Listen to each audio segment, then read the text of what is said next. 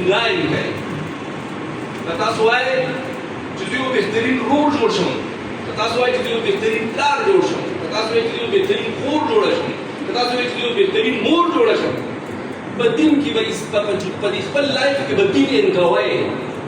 د دین نه بغیر ستاسو مثال د هغې اس دی چې غاړې ته یې پړی نشته او چې د چا په پټي ورغله د هغه فصل به خوري خو چې کله تاسو د دین په ګړندي کې بند شوئ نو تاسو به بیا دنیا به هم الله ښایسته کوي او آخرت به هم الله تعالی ښایسته کوي نو زما کشران یې لره ټول سټوډنټ یې د دې سټیج نومونه تېر شوي یو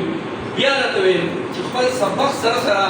د حضور صلی الله علیه وسلم سیرت دغه سیرت ډېر یو غټ ټاپک دی حضور ورته په شاټ لکه ډېر روایتي تقریر نه کوم په د آخرت د سیرت سره ریلیټډ چې څومره احادیث دي دا په ژوند کې ان کې په معاملو کې ان کې په سبق کې ان کې د کور په معاملو کې د مور پلار سره یې متوسط سره چې کم کنټکټ دی د خویندورو سره کم کنټکټ دی چې دین ستاسو په لایف کې اوس خدای ګواه کوم الله راته ګواه کوم چې ستاسو ژوند به ټیک وي او چې کله دین کې ووتو